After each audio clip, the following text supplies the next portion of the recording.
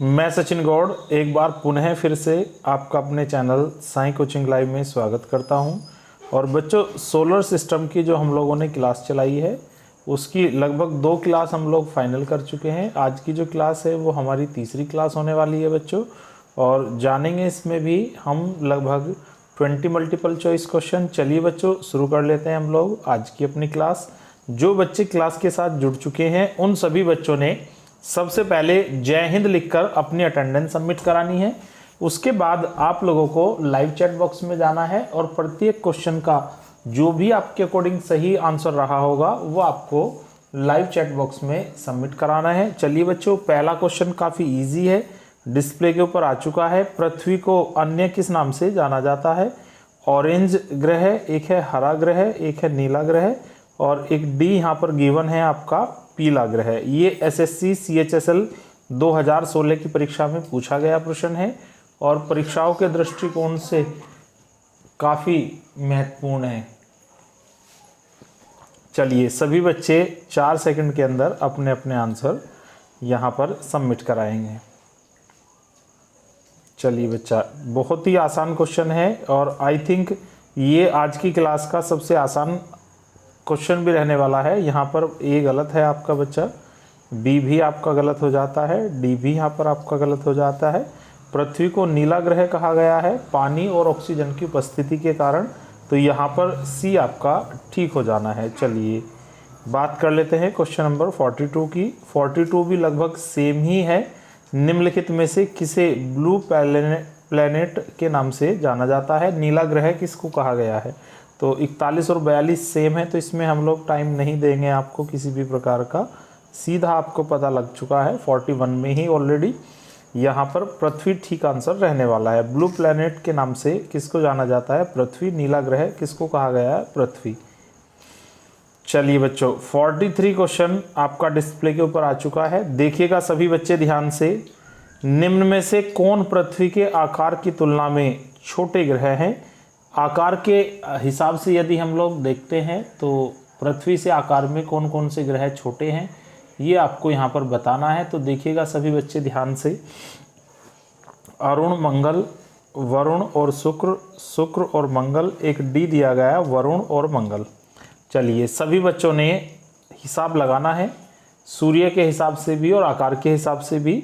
पृथ्वी की कंपेयर में कौन से ग्रह पृथ्वी से छोटे हैं? 2 का जो पेयर है वो आपको बताना है यहाँ पर।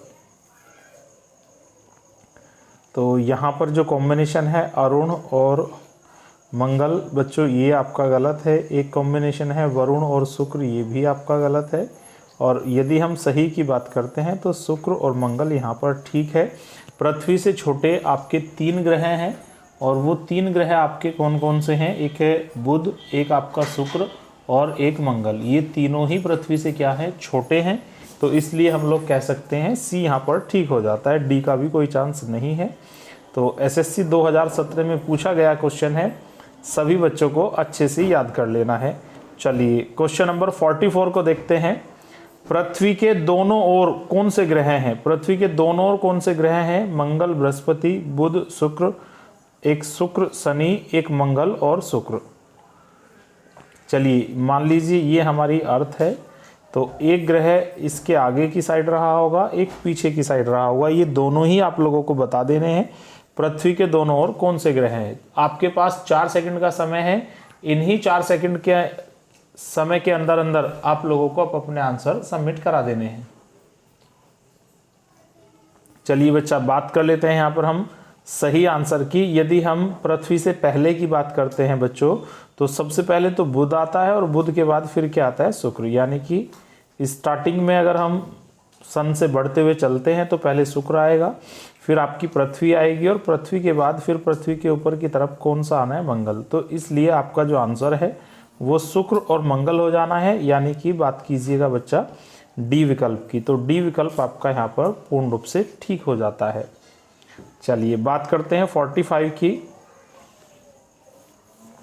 निम्नलिखित में से किस खगोलीय पिंड में हीलियम 4 प्रचुर मात्रा में पाया जाता है?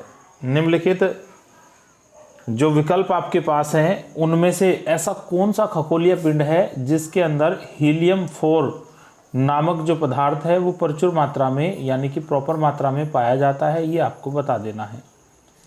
तो बच्चों एसएससी 2008 में आया हुआ प्रश्न है। तो यहीं पे आपके पास जो 4 विकल्प हैं, पृथ्वी, चंद्रमा, शुक्र और शनि। चलिए, निम्नलिखित में से किस खगोलीय पिंड में हीलियम 4 प्रचुर मात्रा में पाया जाता है? बाकी देखिएगा बच्चा, सूर्य में हाइड्रोजन और हीलियम होता है, लेकिन यहाँ पर पिंड की बात की गई है, तो आपको पिंड के हिसाब से ही आंसर देना है। यहाँ पर जो 4 विकल्प हैं उनमें से आपका बी गलत है, सी भी आपका गलत है, डी भी गलत है। यहाँ पर पृथ्वी आपका बिल्कुल ठीक आंसर हो जाना है। ए विकल्प आपका यहाँ पर पूर्ण रूप से सही है। क्लास को आगे लेके चलते हैं थोड़ा सा क्वेश्चन नंबर 46 की तरफ। पृथ्वी के सबसे नज़दीक कौन सा तारा है? एक विकल्प है सूर्य, एक है अल्फा सेंचुरी, एक ध्रुव और एक डी आपको दिया गया है चित्रा। सूर्य के सबसे निकट कौन सा तारा है ये आपको बताना है। तेजी के साथ सभी बच्चों ने अपने अपने आंसर सबमिट करा देने हैं। इससे आसान क्वेश्चन आपको आज की क्लास में नहीं मिलने वाला है। चलिए बच्चा, पृथ्वी के सबसे निकट यदि हम तारे की बात करते हैं तो बी, सी, डी आपके गलत हैं। पृथ्वी के सबसे निकट यदि किसी तारे की बात की जाए तो वह कौन है? वो सूर्य है। पृथ्वी के सबसे निकट तारे का नाम क्या है? सूर्य। ये आप सभी को ध्यान रख लेना है। चलिए बच्चा, बात करते हैं क्वेश्चन नंबर 47 की। निम्नलिखित में से पृथ्वी से कौन से खगोलीय पिंड की दूरी सबसे अधिक है? यदि हम पृथ्वी से डिस्टेंस की बात करते हैं तो निम्नलिखित में से कौन सा खगोलीय पिंड है जो पृथ्वी से सबसे दूर है? बच्चों, ग्रह नहीं पूछा गया है बल्कि पिंड पूछा गया है। इसका मतलब कोई उपग्रह भी हो सकता है। तो यहाँ पर 3 विकल्प आपके ग्रह के अकॉर्डिंग है, लेकिन एक आपको दिया गया है बोने ग्रह का भी, तो चारों पर ही आपको विचार करना है। एक है शनि, एक है यूरेनस, एक है नेपच्यून और एक आपको दिया गया प्लूटो। इन 4 में से सर्वाधिक डिस्टेंस पर पृथ्वी से कौन है ये आपको बताना है। चलिए बच्चा, तेजी के साथ आंसर बताइएगा। तो बच्चा, बात कर लेते हैं हम लोग यहाँ पर राइट आंसर की। ए विकल्प आपका गलत है, बी भी आपका गलत है, सी भी आपका गलत है, प्लूटो यानी कि यम ये आपका ठीक है। क्योंकि वरुण के बाद में यदि हम बात करते हैं तो वरुण के बाद में प्लूटो पड़ता है। कभी इसको नोवा ग्रह भी माना जाता था। वर्तमान समय में अंतर्राष्ट्रीय खगोल संगठन ने प्लूटो से, यम से ग्रह होने का दर्जा छीन लिया है, लेकिन फिर भी यहाँ पर केवल पिंड की बात की गई थी और डिस्टेंस की।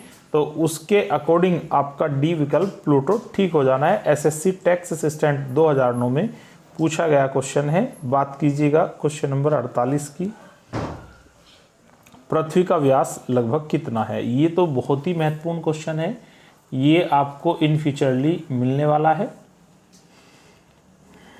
चलिए बच्चा,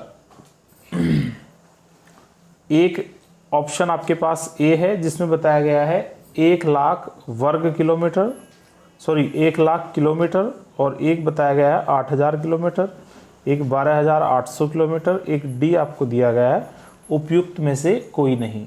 आपको यहाँ पर पृथ्वी का व्यास बताना है, यानी कि 2r रेडियस का दुगना वो आपको बताना है। तो पृथ्वी का जो व्यास है वो लगभग आपका कितना है, आपको तेजी के साथ अपने अपने आंसर यहाँ पर सबमिट करा देने हैं।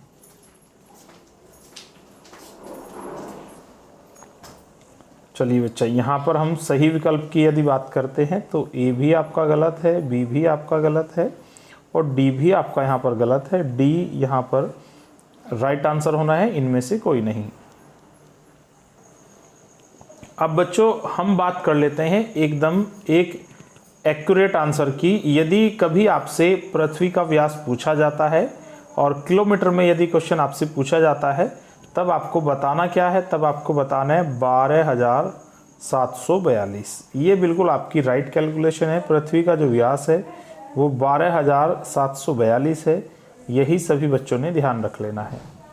चलिए, लेकिन इसमें एक चीज़ और भी है। इसमें ध्रुव और भूमध्य रेखा के अकॉर्डिंग नहीं बताया गया है, बल्कि औसत व्यास बताया गया है। हमारी जो पृथ्वी है उसका जो औसत व्यास है वो 12742 किलोमीटर है। चलिए आगे क्लास को बढ़ाते हैं।